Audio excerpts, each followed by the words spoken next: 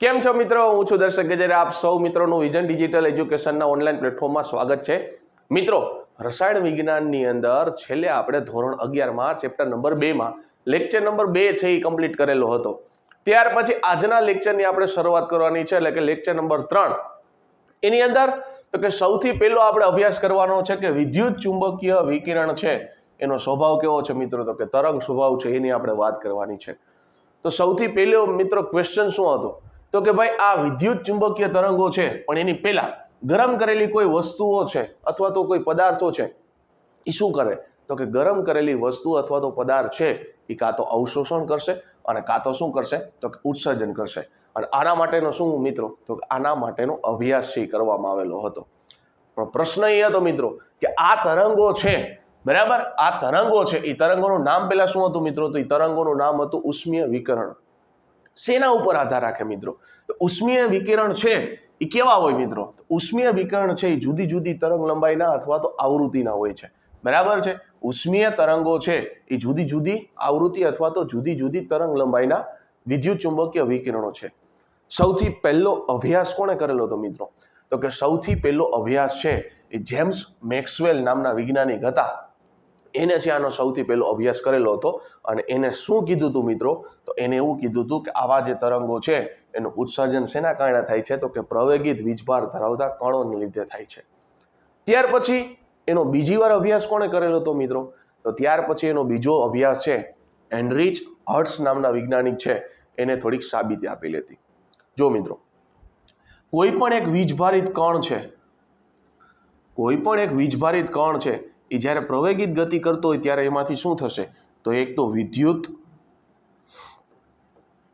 ક્ષેત્ર ઉત્પન્ન થશે અને બીજું શું ઉત્પન્ન થશે?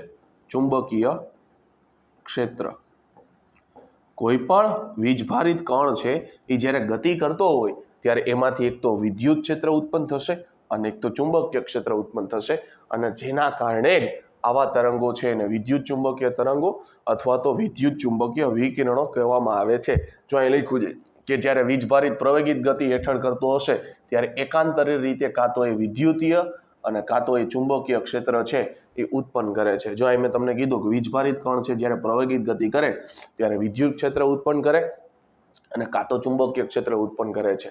એટલે એકાંતરીય રીતે અહીં તમને કીધું છે કે ભાઈ કાં તો વિદ્યુત ક્ષેત્ર ઉત્પન્ન કરશે અને કાં તો ચુંબકીય ક્ષેત્ર ઉત્પન્ન કરશે, જેના કારણે આને આપણે શું કહીએ છીએ તો કે વિદ્યુત ચુંબકીય તરંગો અથવા તો વિદ્યુત ચુંબકીય વિકિરણ તરીકે ઓળખવામાં આવે છે.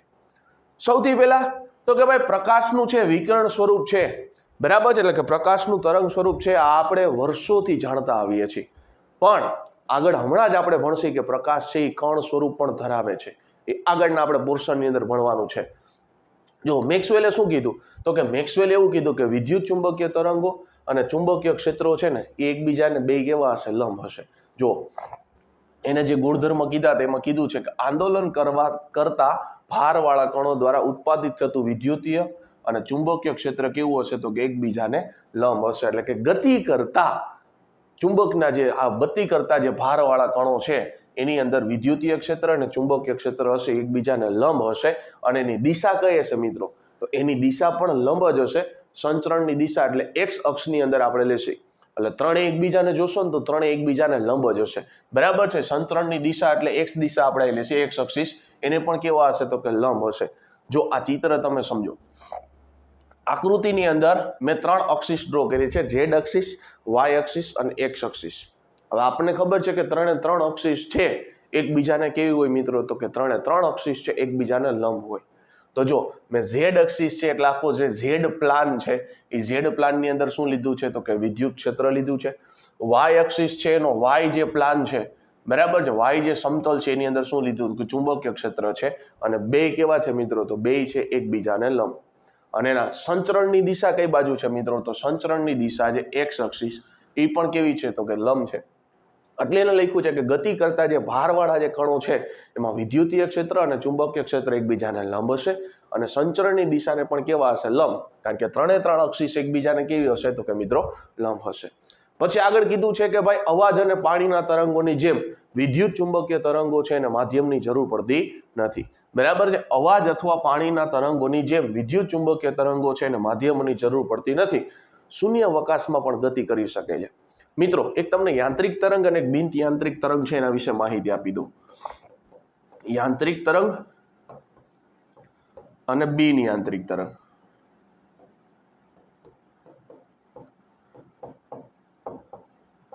તો મિત્રો યાંત્રિક તરંગ કોને કહેવાય? તો જે તરંગને પ્રસરવા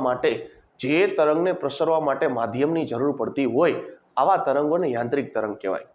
જે તરંગોને પ્રસરવા માટે માધ્યમની જરૂર પડતી હોય આવા તરંગોને યાંત્રિક તરંગો કહેવાય. અને જે તરંગોને પ્રસરવા માટે માધ્યમની જરૂર પડતી નથી આવા તરંગોને કહેવાય બિન યાંત્રિક તરંગ. સમજાણું?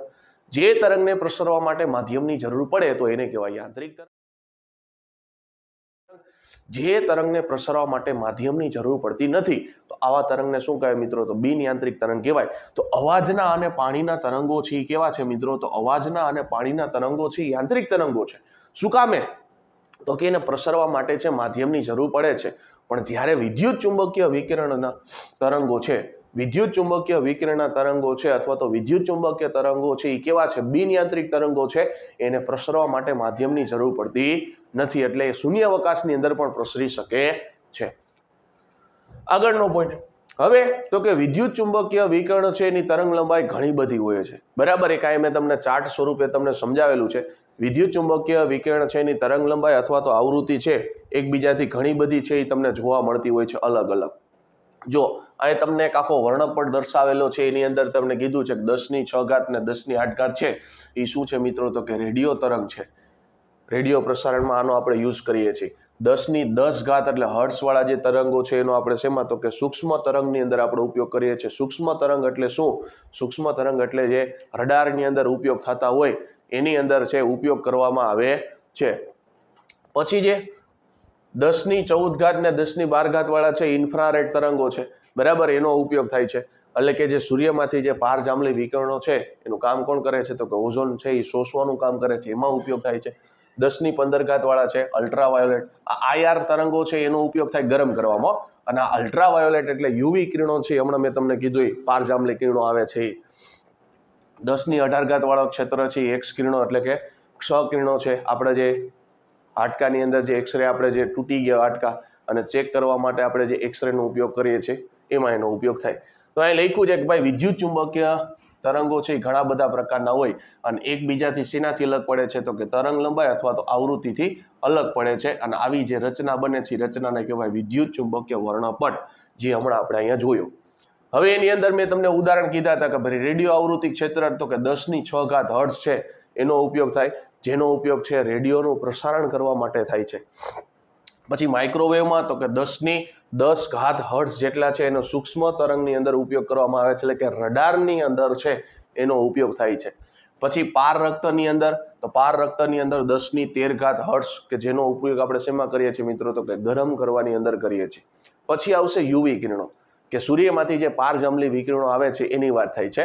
તો કે 10⁻16 હર્ટ્ઝ છે એને યુવી કિરણો એટલે કે અલ્ટ્રાવાયોલેટ અથવા તો પારજાંબલી કિરણો તરીકે ઓળખાય છે કે જે સૂર્યના વિકિરણોનો એક ઘટક છે.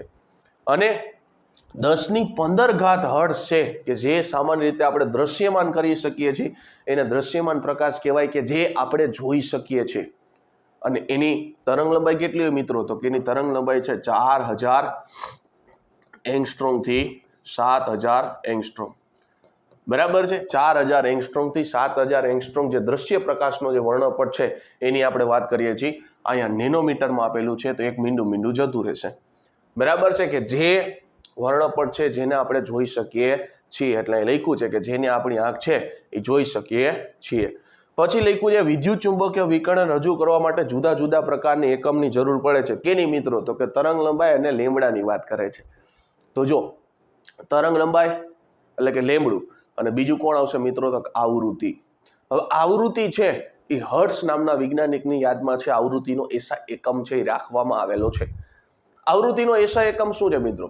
તો આવૃત્તિનો એસા એકમ છે હર્ટ્ઝ અથવા તો સેકન્ડ ઇનવર્સ. તો આવૃત્તિ એટલે કે ન્યુ એનો એસા એકમ શું છે મિત્રો? તો હર્ટ્ઝ અથવા તો સેકન્ડ ઇનવર્સ છે. એ વૈજ્ઞાનિક હેનરીચ હર્ટ્ઝના નામ ઉપરથી છે આ એકમ છે એ રાખવામાં આવેલો છે. અને આવૃત્તિની વ્યાખ્યા શું છે મિત્રો? તો જો માની લો કોઈ એક તરંગ છે, બરાબર? તો આ પર્ટિક્યુલર જે બિંદુ છે એ બિંદુ પાસેથી પસાર થતી સંખ્યા બરાબર, પર્ટિક્યુલર કોઈ બિંદુ લેવાનું અને એકમ સમયમાં આ જે બિંદુ છે એ બિંદુ પાસેથી જેટલી તરંગની સંખ્યા પસાર થાય એને શું કહેવાય મિત્રો? એની આવૃત્તિ કહેવામાં આવે છે. એટલે એ લખ્યું છે કે 1 સેકન્ડમાં પસાર થતા, એટલે કે આપેલ બિંદુમાંથી પસાર થતા તરંગોની સંખ્યા એને શેના તરીકે ઓળખાય છે? તો એને આવૃત્તિ તરીકે ઓળખાય છે. બરાબર, 1 સેકન્ડમાં પસાર થતા, એટલે કે આપેલી બિંદુમાંથી પસાર થતા તરંગોની સંખ્યા છે એને શું કહેવાય મિત્રો? એને તરંગની આવૃત્તિ તરીકે ઓળખવામાં આવે છે. એટલે આવૃત્તિમાં ખાસ, બરાબર, આવૃત્તિમાં ખાસ યાદ રાખજો, આવૃત્તિનો એસઆઈ એકમ શું છે મિત્રો? તો આવૃત્તિનો એસઆઈ એકમ છે હર્ટ્ઝ અથવા તો સેકન્ડ ઇનવર્સ. વૈજ્ઞાનિકનું નામ પૂછે તો હેનરીચ હર્ટ્ઝ. ક્યારેક એક માર્કના એમસીક્યુ ની અંદર છે એ પૂછાય જાય, એટલે આપણને ખબર હોવી જોઈએ. પછી આવે છે તરંગ લંબાઈ. તરંગ લંબાઈ કોને કહેવાય મિત્રો? તો 2 ક્રમિક ગર્ત અથવા તો 2 ક્રમિક શૃંગ, એટલે કે ટેકરી અથવા તો ખાડા વચ્ચેનું જે 2 ક્રમિક ટેકરી અથવા તો 2 ક્રમિક ખાડા વચ્ચેનું અંતર છે ને તરંગ લંબાઈ કહેવાય. તરંગ લંબાઈને શેના વડે દર્શાવે મિત્રો? લેમડું વડે દર્શાવાય. શેના વડે? લેમડું વડે. અને એનો એકમ શું છે મિત્રો? એનો એકમ છે મીટર. એટલે જો સમજાવું, આ 2 ક્રમિક શૃંગ અથવા તો 2 ક્રમિક ગર્ત વચ્ચેના અંતર, અથવા તો એક સાયકલ લઈ લ્યો, એક આખું શૃંગ ને એક આખું ગર્ત, બરાબર, તોય ચાલે, તો એને આપણે કહેશી તરંગ લંબાઈ. તો તરંગ લંબાઈનો એસઆઈ એકમ શું છે મિત્રો? તો કે મીટર છે. અને વિદ્યુત ચુંબકીય તરંગો છે એ જુદી જુદી પ્રકારના તરંગો ધરાવે છે, અને ખાસ કરીને ઘણી જ કેવી હોય તરંગ લંબાઈ? તો કે નાની હોય છે. અને તરંગ લંબાઈ અને આવૃત્તિ છે એના વચ્ચેનો મારો સંબંધ જોતો હોય, પણ એની પહેલા શૂન્યાવકાશની વાત કરીએ. તો શૂન્યાવકાશની અંદર બધા જ પ્રકારના તરંગો છે એ એક સરખી ઝડપે ગતિ કરતા હોય. શૂન્યાવકાશની અંદર બધા તરંગો છે એ એક સરખી ઝડપે ગતિ કરતા હોય છે. અને શૂન્યાવકાશમાં પ્રકાશનો વેગ કેટલો હોય મિત્રો? તો પ્રકાશનો વેગ હોય છે 3 × 10⁸ મીટર પર સેકન્ડ. બરાબર, શૂન્યાવકાશમાં પ્રકાશનો વેગ કેટલો હોય? તો કે 3 × 10⁸. અને શૂન્યાવકાશમાં પ્રકાશના વેગને શેના વડે દર્શાવે છે મિત્રો? સી. હવે આ સી, આ લેમડા, અને અહીંયા જે બિંદુમાંથી પસાર થતી તરંગની સંખ્યા એટલે એફ, આ ત્રણેયને સાંકળતું એક સૂત્ર છે મિત્રો. કયું? તો સી બરાબર લેમડા એફ. એફ નો લખવું હોય તેની જગ્યાએ તમે ન્યુ પણ લખી શકો. એફ નો લખવું હોય તેની જગ્યાએ તમે ન્યુ પણ લખી શકો. તો અહીં કીધું છે કે શૂન્યાવકાશમાં બધા જ પ્રકારના વિદ્યુત ચુંબકીય વિકર્ણો છે એની તરંગની લંબાઈ અથવા તો આવૃત્તિને ધ્યાનમાં લીધા વગર એક સરખી ઝડપે ગતિ કરે છે. અને એની ગતિ કેટલી હશે મિત્રો? તો કે 3 × 10⁸ મીટર પ્રતિ સેકન્ડ. આને શું કહેવાય છે મિત્રો? પ્રકાશની ગતિ. અને એને સી વડે દર્શાવાય છે.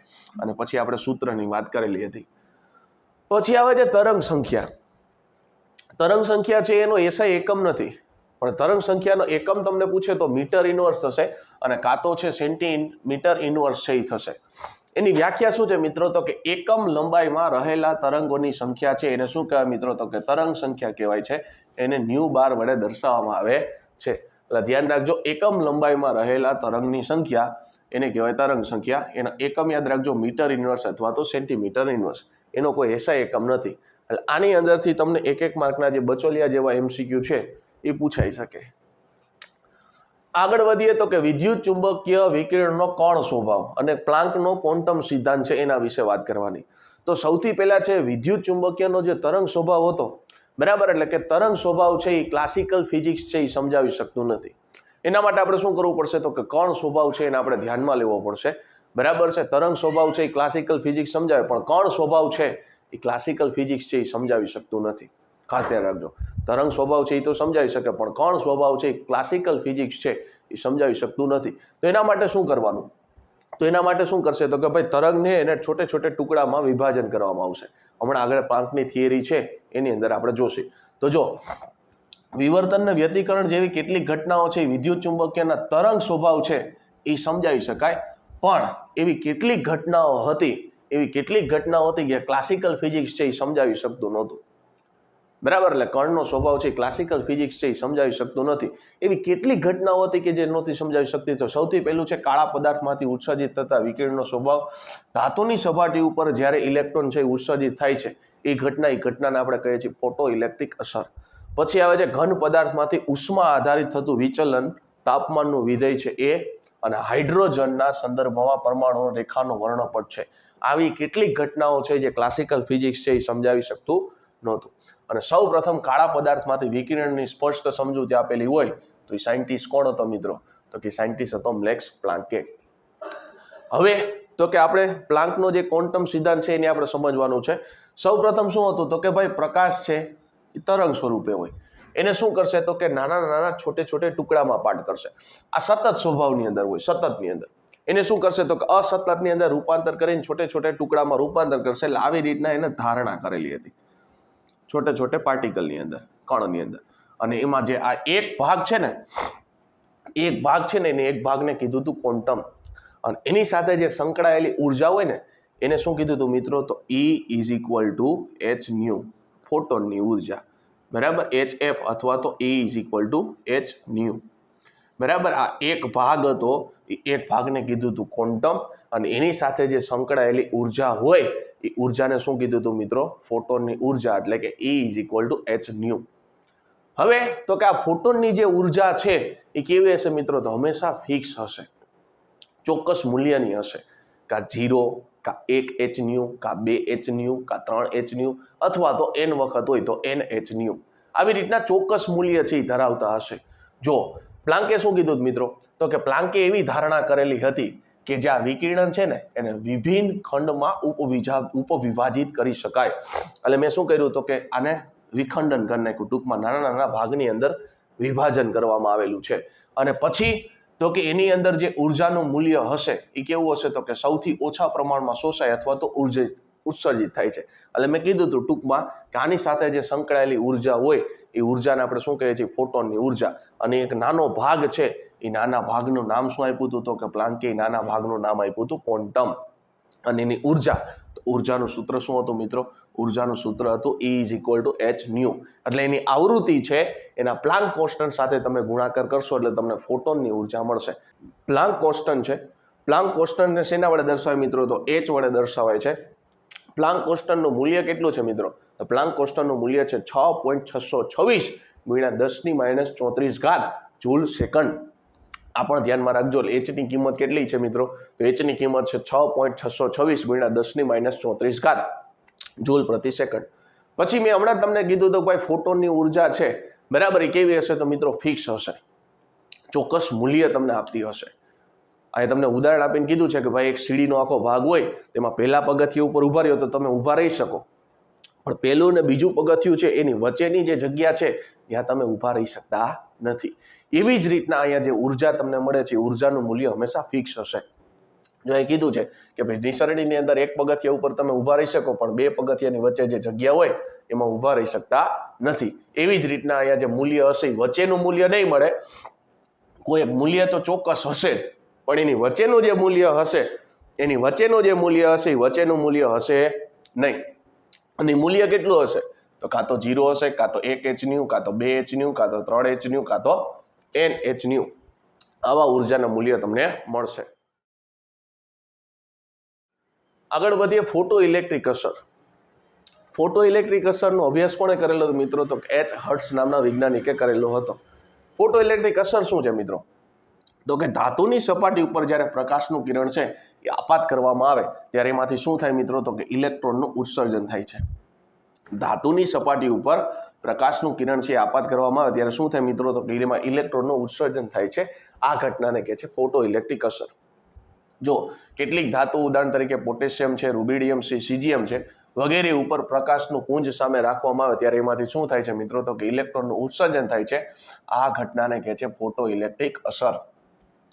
કેવા પરિણામ મળ્યા હતા મિત્રો? તો પહેલું પરિણામ હતું કે ધાતુની સપાટી ઉપર પ્રકાશનો પુંજ જેવો જ અથડાય એવો જ એમાંથી તરત જ શું થાય છે મિત્રો? તો કે ઇલેક્ટ્રોનનું ઉત્સર્જન થાય છે.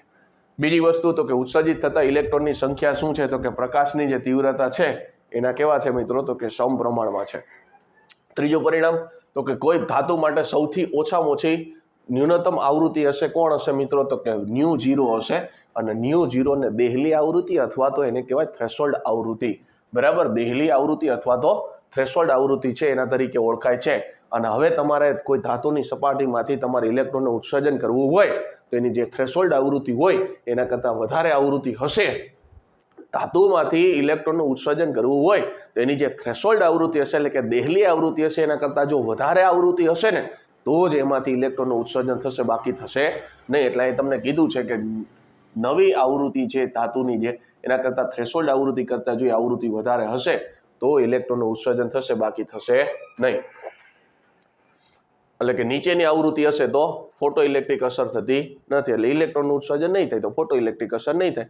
જો આવૃત્તિ વધારે હશે તો ફોટો ઇલેક્ટ્રિક અસર છે એનો જન્મ થશે. જો અહીંયા ઉદાહરણ દ્વારા તમને સમજાવેલું છે કે ભાઈ લાલ પ્રકાશ છે એની આવૃત્તિ કેટલી છે તો કે 4.3 થી 4.6. હવે તો કે પોટેશિયમ ધાતુ છે, પોટેશિયમ ધાતુની દેહલી આવૃત્તિ અથવા તો થ્રેશોલ્ડ આવૃત્તિ કેટલી છે તો કે 5 × 10⁻14 જેટલી છે. પણ લાલ પ્રકાશ છે, લાલ પ્રકાશની આવૃત્તિ કેટલી હતી તો 4.3 થી 4.6 × 10⁻14. તો આપણે કહી શકીએ કે થ્રેશોલ્ડ આવૃત્તિ કરતાં એની આવૃત્તિ કેવી છે, ઓછી છે. થ્રેશોલ્ડ આવૃત્તિ કરતાં એની આવૃત્તિ કેવી છે, ઓછી છે. તો આપણે કહી શકીએ કે ન્યા છે ફોટો ઇલેક્ટ્રિક અસર એટલે કે ઇલેક્ટ્રોનનું ઉત્સર્જન થતું નથી. પણ પીળો પ્રકાશ છે, પીળા પ્રકાશની આવૃત્તિ કેટલી છે તો કે 5.1 થી 5.2 × 10⁻14 હર્ટ્ઝ. તો થ્રેશોલ્ડ આવૃત્તિ કેટલી હતી મિત્રો તો થ્રેશોલ્ડ આવૃત્તિ હતી 5 × 10⁻14. તો એના કરતાં આવૃત્તિ કેવી છે મિત્રો તો વધારે છે. તો ત્યાં આપણે કહી શકીએ કે ઇલેક્ટ્રોનનું ઉત્સર્જન થશે એટલે ફોટો ઇલેક્ટ્રિક અસર થશે. તો ટૂંકમાં એટલું યાદ રાખવાનું, જે ધાતુની જે થ્રેશોલ્ડ આવૃત્તિ હોય એના કરતાં જો વધારે આવૃત્તિવાળું તમે તરંગ આપાત કરશો અને જો ઇલેક્ટ્રોનનું ઉત્સર્જન થાય અને ધાતુની જે થ્રેશોલ્ડ આવૃત્તિ છે એના કરતાં ઓછી આવૃત્તિવાળું તમે તરંગ આપાત કરો, એટલે કે ઓછી આવૃત્તિવાળું તરંગ આપાત થાય તો ઇલેક્ટ્રોનનું ઉત્સર્જન થશે નહીં. આ તમે બે ઉદાહરણ જોયા. લાલ પ્રકાશની આવૃત્તિ કેવી હતી તો કે જે થ્રેશોલ્ડ આવૃત્તિ હતી તેના કરતાં ઓછી હતી, જ્યારે પીળા પ્રકાશમાં કેવી હતી, વધારે હતી. આ ઘટનાનો અભ્યાસ કોણે કરેલો મિત્રો તો કે આલ્બર્ટ આઇન્સ્ટાઈન નામના સાયન્ટિસ્ટે કરેલો હતો અને જેના માટે છે એને નોબેલ પારિતોષિક છે જાહેર કરવામાં આવેલું હતું. પછી આગળ વધીએ તો આગળ એવું કહે છે મિત્રો, ફોટોનની જે કુલ ઉર્જા હશે, ફોટોનની જે કુલ ઉર્જા હશે કેના બરાબર હશે તો કાર્ય વિધેય અને જે ઇલેક્ટ્રોનની જે ગતિ ઉર્જા છે એ બે બરાબર હશે. ફોટોનની કુલ ઉર્જા છે એ કોના બરાબર હશે તો કાર્ય વિધેય. કાર્ય વિધેય એટલે કોણ મિત્રો તો કે થ્રેશોલ્ડ આવૃત્તિ સાથે તમે જે પ્લાન્કનો કોન્સ્ટન્ટનો ગુણાકાર કરો એ અને ઇલેક્ટ્રોનની ગતિ ઉર્જા એ બેના સરવાળા બરાબર કોણ હશે મિત્રો કુલ ઉર્જા હશે. જો આગળ તમને કીધું છે કે ભાઈ આ રહ્યું કાર્ય વિધેય, બરાબર. કાર્ય વિધેય એટલે કોણ થાય મિત્રો તો કે W0 એને દર્શાવવામાં આવે છે. એટલે કે જે આ આપણી થ્રેશોલ્ડ આવૃત્તિ છે, થ્રેશોલ્ડ આવૃત્તિ સાથે તમે પ્લાન્કનો કોન્સ્ટન્ટનો ગુણાકાર કરો એટલે તમને કોણ મળશે તો કાર્ય વિધેય. કાર્ય વિધેયને કહેવાય W0. અને એ બેનો તફાવત કરો. તફાવત એટલે કોણ મિત્રો ફોટોનની કુલ ઉર્જા અને એમાંથી કાર્ય વિધેયની જે કુલ ઉર્જા છે એ બાદ કરો એ કોના બરાબર હશે, ઉર્જા બરાબર હશે. ઉર્જા એટલે કોણ મિત્રો અહીંયા ઉર્જા એટલે ગતિ ઉર્જા બરાબર હશે. એ ઉર્જા કોના બરાબર હશે તો કે ગતિ ઉર્જા બરાબર હશે. તો આને ગતિ ઉર્જા બરાબર એટલે આવું લખી શકાય 1/2 MeV². કારણ કે ઇલેક્ટ્રોનની વાત થાય છે, ઇલેક્ટ્રોનની ગતિ ઉર્જા બરાબર હશે. આ માઇનસ છે ઓલી બાજુ જવા દો તોય તમને ડાયરેક્ટ સમીકરણ મળી ગયું hν0 + 1/2 MeV². બરાબર છે. આ સમીકરણ મળી ગયું. ફોટોનની કુલ ઉર્જા હશે એ કોના બરાબર હશે તો કાર્ય વિધેય ઉર્જા, બરાબર. કાર્ય વિધેય એટલે કોણ તો કે W0 અને ઇલેક્ટ્રોનની ગતિ ઉર્જા બરાબર હશે. આગળ વધીએ. શું કહે છે મિત્રો વિદ્યુત ચુંબકીય વિકિરણનો દ્વૈત સ્વભાવ. દ્વૈત સ્વભાવ એટલે મિત્રો શું તો કે ભાઈ તરંગ છે બે સ્વભાવ ધરાવે છે. કયા બે સ્વભાવ મિત્રો? કણ અને કાં તો તરંગ. જો તમને શું કહે છે તો કે પ્રકાશની કણ પ્રકૃતિ છે વૈજ્ઞાનિકો છે એને શું કર્યું હતું તો કે મૂંઝવણમાં મૂકી દીધા હતા. કારણ કે એક બાજુ છે કાળા પદાર્થમાંથી ઉત્સર્જિત થતું વિકિરણ અને ફોટો ઇલેક્ટ્રોનને અસર છે એને સમજણ છે એ સંપૂર્ણ તમને સમજ આપતી હતી. પણ બીજી બાજુ છે પ્રકાશની છે એ તરંગ પ્રકૃતિ એટલે કે વ્યતિકરણ અને વિવર્તન જેવી ઘટનાઓને સમજ આપે છે. તો વૈજ્ઞાનિકો છે મૂંઝાઈ ગયા અને છેવટે કીધું કે પ્રકાશ છે એ બંને સ્વભાવ ધરાવે છે. એક તો કણ સ્વભાવ ધરાવે છે અને બીજો એક તરંગ સ્વભાવ ધરાવે છે. અને એને જ આપણે શું કહીએ છીએ મિત્રો દ્વૈત સ્વભાવ તરીકે ઓળખીએ છીએ. આગળ થેન્ક યુની સ્લાઇડ આવી ગઈ. તો મિત્રો અહીંયા આપણો જે લેક્ચર નંબર 3 છે એ કમ્પ્લીટ થાય છે. નેક્સ્ટ સેશનની અંદર આના આગળના જે ટોપિક છે એના વિશે આપણે ચર્ચા કરશું. Thank you.